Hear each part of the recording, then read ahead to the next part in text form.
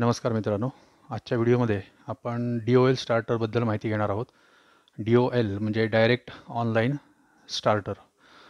5 HP पर्यंतच्या 3 phase Motors आपण DOL स्टार्टरच्या सहाय्याने चालू करू शकतो. आता DOL स्टार्टरची आवश्यकता का लागते मोटर्समध्ये? तर ज्यावेळी मोटर चालू असताना अचानक जर एखादी फेज गेली तर आपण त्याला सिंगल फेजिंग म्हणतो. या स्थितीमध्ये जर मोटर तशीच चालू राहिली सिंगल फेजिंगमध्ये तर मोटरचं वाइंडिंग जळतं.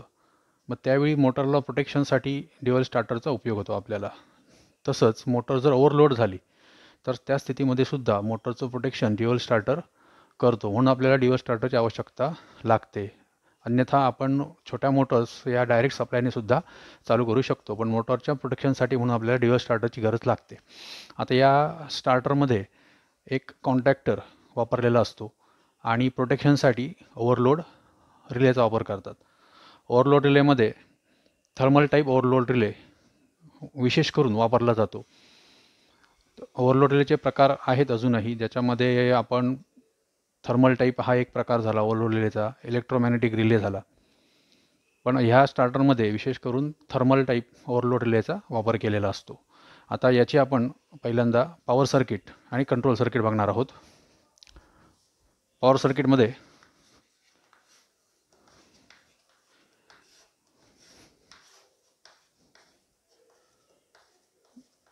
या ठिकाणी आपण कॉन्टॅक्टर दाखवलेला आहे, ज्याला 3 कॉन्टॅक्ट आणि एक कॉईल आहे.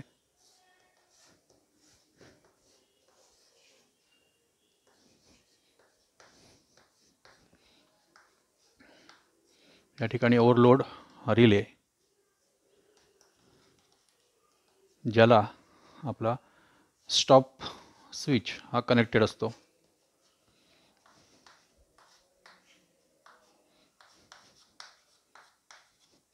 याप्रमाणे ओव्हरलोड रिले, कॉन्टॅक्टर, स्टार्ट बटन आणि स्टॉप बटन.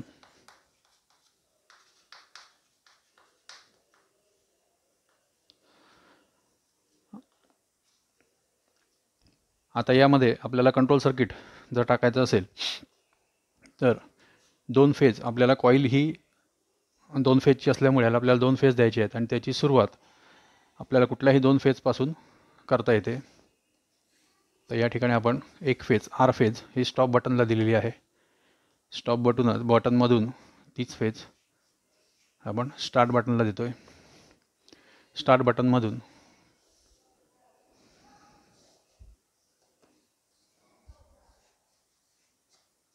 आपण NVC कॉईलला, नो वोल्ट कॉईलला आणून देतोय आणि नो वोल्ट कॉईलला दुसऱ्या बाजूला दुसरी फेज आपण डायरेक्ट दिलेली आहे. आता यामध्ये कॉन्टॅक्टरमध्ये एक चौथा कॉन्टॅक्ट ॲडिशनल, ज्याला आपण ऑक्झिलरी कॉन्टॅक्ट असं म्हणतो, हा स्टार्टरला होल्ड ऑन करण्याचं कार्य करतो आणि हा कॉन्टॅक्ट स्टार्ट बटनच्या पॅरलल जोडला जातो. आता या ठिकाणी नीट बघा, स्टॉप बटनकडून एक फेज पहिली स्टॉप बटनला आली. स्टॉप बटन हा नॉर्मली क्लोज असतो, NC असतो कॉन्टॅक्ट, त्यामुळे तिथून ती पुढे स्टार्ट बटनला आली. स्टार्ट बटनमधून ऑक्झिलरी कॉन्टॅक्टच्या एका बाजूला आली फेज. ज्यावेळी आपण स्टार्ट बटन प्रेस करणार त्यावेळी तीच फेज स्टार्ट बटनमधून NVC कॉईलला मिळेल. NVC कॉईलच्या दुसऱ्या बाजूला दुसरी फेज डायरेक्टली दिलेली आहे, त्यामुळे NVC कॉईलला मॅग्नेटिक फील्ड तयार होऊन प्लंजर आतमध्ये ओढला जाईल आणि तिन्ही कॉन्टॅक्ट जोडले जातील. त्याचवेळी हा ऑक्झिलरी कॉन्टॅक्टसुद्धा जोडला गेल्यामुळे स्टार्ट बटन जरी आपण सोडलं तरीसुद्धा स्टार्टर बंद होणार नाही, तो चालू स्थितीतच राहणार.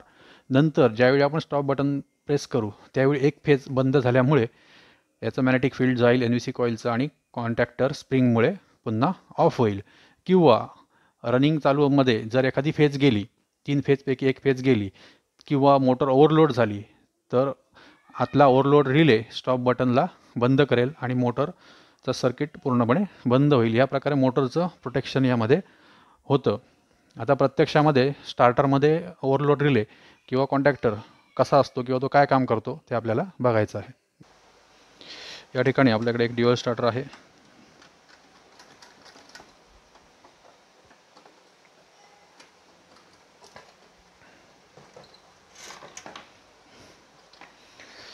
या स्टार्टरमध्ये या ठिकाणी आपल्याला ओव्हरलोड रिले दिसतोय. हा कॉन्टॅक्टर आहे आणि या ठिकाणी त्याची कॉईल आहे. आपण पूर्ण कॉन्टॅक्टर रिलेसहित सुरुवातीला बाहेर काढून घेऊया.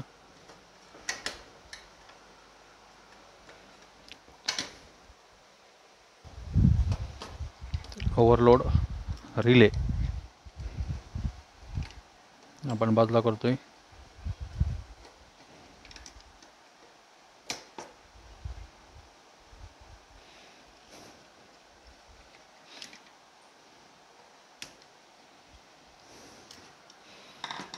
या रिलेमध्ये या ठिकाणी करंट सेटिंगसाठी रेंज दिलेली असते. आता या रिलेची नाही आहे, पडलेली आहे आणि आपण हा नॉब फिरवून करंट कमी किंवा जास्त करू शकतो.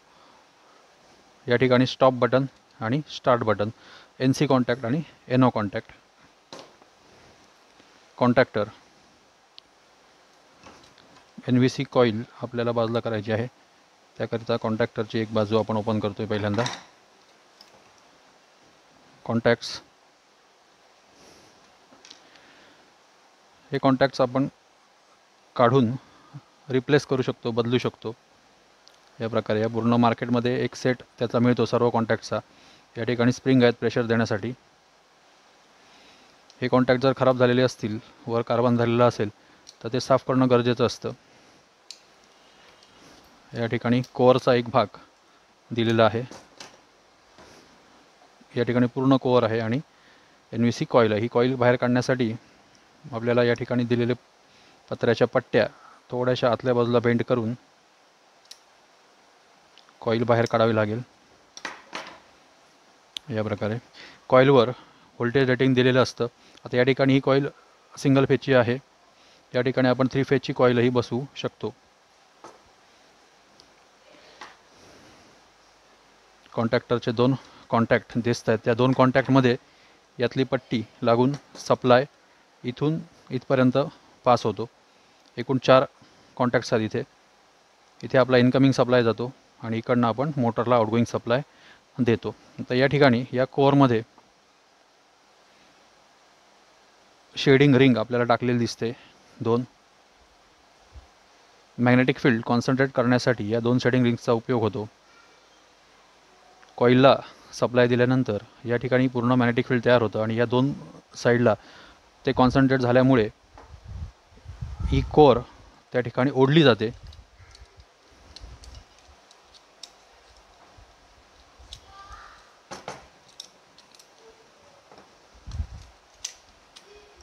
कोअर ओढली जाते पुढे आणि कॉन्टॅक्ट्स जोडले जातात.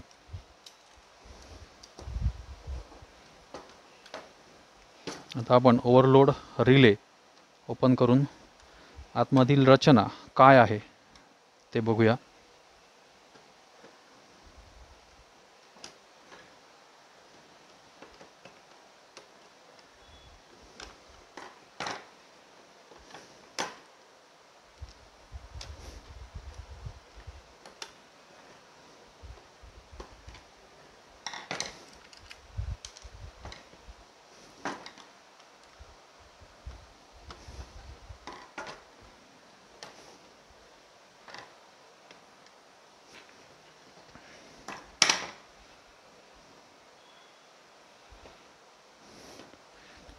या ठिकाणी आपल्याला 3 कॉइल्स दिसत आहेत. द्विधातूक पट्टीवर या 3 कॉइल्स गुंडाळलेले आहेत. पट्टीवर इन्सुलेशन देऊन त्याच्यावर कॉइल्स गुंडाळलेले आहेत. आपला सप्लाय, इनकमिंग सप्लाय या 3 टर्मिनल्सतर्फे RYB कॉइल्समध्ये जातो आणि कॉइलमधून तो बाहेर पडून दुसऱ्या बाजूला आपल्याला मिळतो.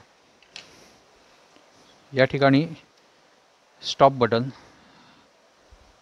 जो NC कॉन्टॅक्ट आहे आपल्याला दिसतोय, NC कॉन्टॅक्ट, आणि स्टार्ट बटन जो NO कॉन्टॅक्ट आहे.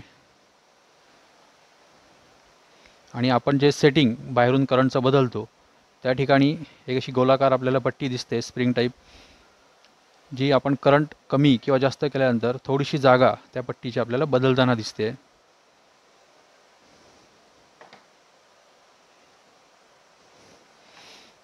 तसंच या ठिकाणी ह्या प्रत्येक कॉईलच्या समोर एक स्क्रू दिलेला आहे छोटासा सेटिंगकरिता, आणि ह्यात सर्वांना जोडली जाणारी एक प्लास्टिकची पट्टी दिसते आहे. ही पट्टी ज्यावेळी या तिन्ही कॉईल्समधनं प्रवाह वाहत असतो, नॉर्मल प्रवाह, त्यावेळी ह्या जास्त प्रमाणात गरम होत नाहीत. परंतु जेव्हा ओव्हरलोडची स्थिती येते किंवा सिंगल फेजिंगची स्थिती येते, त्यावेळी ह्या पट्ट्या गरम होतात आणि बेंड होऊन एका विशिष्ट डायरेक्शनला बेंड होऊन या पट्टीला पुढे ढकलतात. या पट्टीला पुढे ढकलल्यानंतर इथे स्टॉप बटन ओपन होतं. आपण बघूया पुढे ढकलून मॅन्युअली. आता इथे स्टॉप ओपन झालेला आहे कॉन्टॅक्ट. पुन्हा ज्यावेळी आपण इथून स्टॉप बटन प्रेस करणार तेव्हा तो रिसेट होतो, पुन्हा जोडला जातो. आता या ठिकाणी सेटिंग अतिशय कमी होतं, त्यामुळे मी थोडीशी पट्टी पुढे ढकलल्यानंतर तो ट्रिप झाला, म्हणजे ऑफ झाला. हे बघा. आता आपण थोडंसं सेटिंग वाढवून पुन्हा ट्रिप करून बघूया. आपल्याला जास्त प्रमाणात ही पट्टी पुढे ढकलावी लागेल. याप्रमाणे जास्त प्रमाणात ढकलल्यानंतरच तो ट्रिप झाला. म्हणजे आपण करंट सेटिंग इथून वाढवू शकतो, कमीसुद्धा करू शकतो. या प्रकारे ओव्हरलोड रिले कार्य करत असतो. रिले आपण पुन्हा जोडून वायरिंग कोणत्या प्रकारे करायची ते बघूया.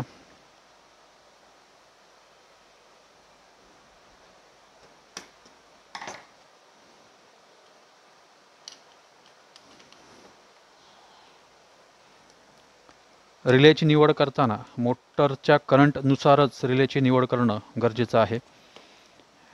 रिले जर चुकीचा जोडला गेला तर सिंगल फेजिंग किंवा ओव्हरलोडला ट्रिप होणार नाही आणि या स्थितीमध्ये मोटर जळण्याची शक्यता असते. त्यामुळे रिले योग्य रेंजचा निवडणं अतिशय गरजेचं असतं. त्याचप्रमाणे त्याचं सेटिंग, ज्यावेळी आपण मोटर चालू करू तेव्हा लोडवर किती करंट घेते त्याप्रमाणे त्याचं सेटिंग करणंसुद्धा गरजेचं असतं.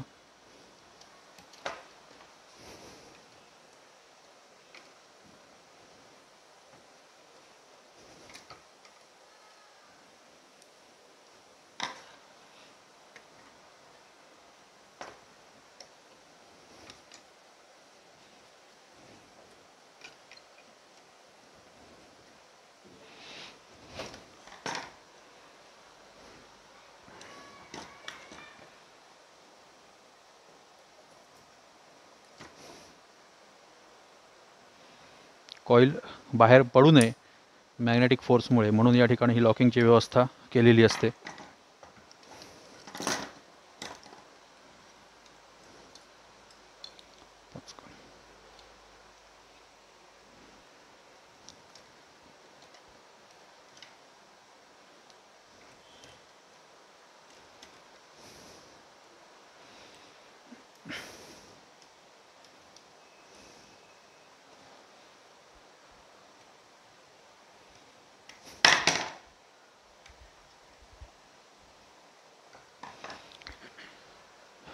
या प्रकारे मॅग्नेटिक फील्ड तयार झाल्यानंतर NVC कॉईलला सप्लाय मिळाल्यानंतर प्लंजर आत ओढला जातो आणि कॉन्टॅक्ट्स जोडले जातात. आणि पुन्हा सप्लाय बंद केल्यानंतर किंवा बंद झाल्यानंतर मॅग्नेटिक फील्ड रिलीज झाल्यानंतर स्प्रिंगमुळे प्लंजर मागे येतो आणि मोटर बंद होते. ह्या स्टार्टर्सच्या बाबतीत एक महत्त्वाची गोष्ट म्हणजे हे स्टार्टर नेहमी उभ्या स्थितीमध्ये असणं गरजेचं आहे, जेणेकरून ज्यावेळी ते ऑन असतील आणि सप्लाय ऑफ झाल्यानंतर ते त्या वजनाबरोबर खाली जाणं गरजेचं आहे. जर ते आपण आडव्या स्थितीमध्ये ठेवले तर पूर्णपणे खाली न गेल्यामुळे एखादा कॉन्टॅक्ट जर लागून राहिला तरीसुद्धा मोटरला प्रॉब्लेम होतो. त्यामुळे या प्रकारचे स्टार्टर हे नेहमी उभ्या स्थितीमध्येच ठेवणं गरजेचं असतं. यांचं इन्स्टॉलेशन हे व्हर्टिकलच होणं गरजेचं आहे. आता आपण या डायग्रामनुसार या ठिकाणी जोडणी करणार आहोत. आर फेज आपल्याला सुरुवातीला स्टॉप बटनला जोडायचे आहे. आर फेज स्टॉप बटनला, या ठिकाणी स्टॉप बटन,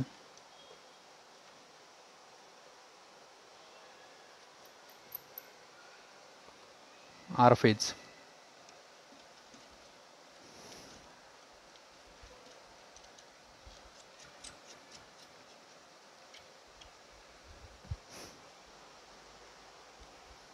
त्यानंतर स्टॉप बटनच्या दुसऱ्या बाजूने स्टार्ट बटनला स्टार्ट बटनला, मग इथून या ठिकाणी आपल्याला एक वायर लावायची आहे.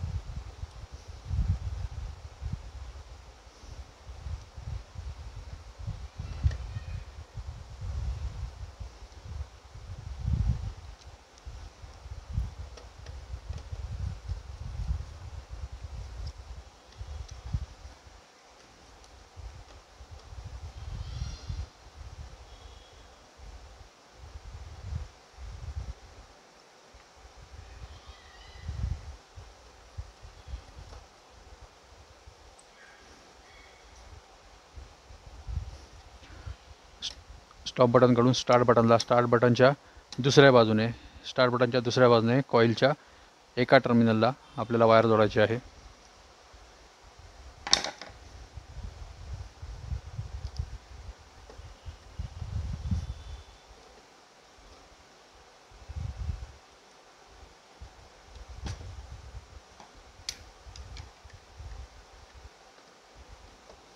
वायर जोडत असताना नेहमी टर्मिनलला खालच्या बाजूने एक सपोर्ट द्यायचा, अन्यथा टर्मिनल तुटून बाहेर येतो.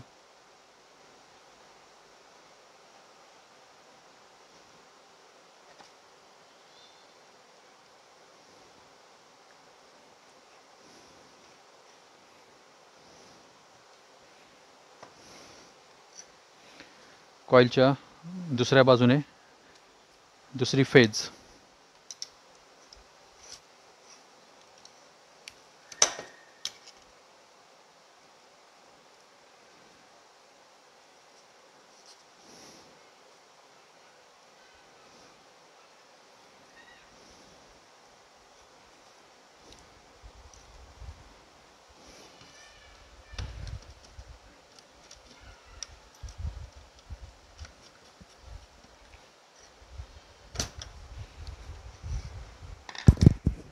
आता स्टार्ट बटनच्या पॅरलल आपल्याला एक एनो कॉन्टॅक्ट जोडायचा आहे, जो आपला ऑक्झिलरी कॉन्टॅक्ट म्हणून आपण वापरणार आहोत. पहिले 3 कॉन्टॅक्ट 1, 2, 3 हे आपले मोटरला जाणार आहेत RYB, आणि हा शेवटचा कॉन्टॅक्ट आपण ऑक्झिलरी म्हणून वापरणार आहोत. आता या ठिकाणी स्टार्ट बटनची एक बाजू ही या कॉन्टॅक्टच्या दुसऱ्या बाजूला जोडलेलीच असते इंटरनली. आपण मीटरच्या सहाय्याने चेक करूया. ही बाजू या कॉन्टॅक्टला जोडलेलीच असते, त्यामुळे एक बाजू स्टार्ट बटनची एक बाजू कॉन्टॅक्टच्या एका बाजूला, ऑक्झिलरी कॉन्टॅक्टच्या एका बाजूला जोडलेलीच आहे. आपल्याला फक्त दुसरी बाजू जोडायची आहे.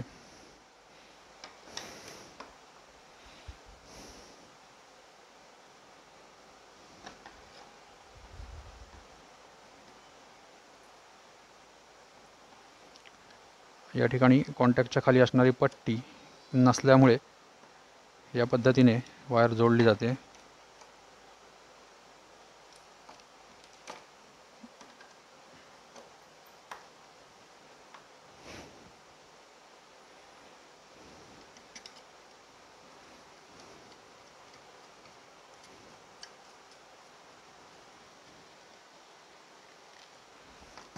जोडणी पूर्ण झालेली आहे. कंट्रोल सर्किट, पॉवर सर्किट करता आपल्याला इथे 3 फेज RYB द्याव्या लागतील आणि या ठिकाणी मोटरच्या 3 वायर्स जोडाव्या लागतील.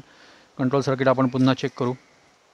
एक फेज स्टॉप बटनच्या एका बाजूला टर्मिनलला, स्टॉप बटनच्या दुसऱ्या बाजूने एक वायर स्टार्ट बटनला, स्टार्ट बटनच्या त्याच पॉईंटकडून एक वायर ऑक्झिलरी कॉन्टॅक्टला. आता या कॉन्टॅक्टरमध्ये दुसरा बाजू, ऑक्झिलरी कॉन्टॅक्टची दुसरी बाजू ही जोडलेलीच आहे. त्यानंतर स्टार्ट बटनच्या दुसऱ्या बाजूने कॉईलच्या एका टर्मिनलला आणि कॉईलच्या दुसऱ्या टर्मिनलकडून दुसरी फेज. या प्रकारे कंट्रोल सर्किट पूर्ण होईल. आणि आत्ता या कॉन्टॅक्टरला सिंगल फेजची कॉईल असल्यामुळे आपण सप्लाय देऊन चेक करू शकतो. आपण 2 फेजच्या ठिकाणी सिंगल फेज सप्लाय दिलेला आहे. स्टार्ट बटन प्रेस केल्यानंतर कॉईल मॅग्नेटाईज होऊन प्लंजर आतमध्ये ओढल्या जाईल या प्रकारे, आणि स्टॉप बटन प्रेस केल्यानंतर तो मागे जाईल स्प्रिंगमुळे. या प्रकारे आपला ड्युअल स्टार्टर ऑन ऑफ होतो.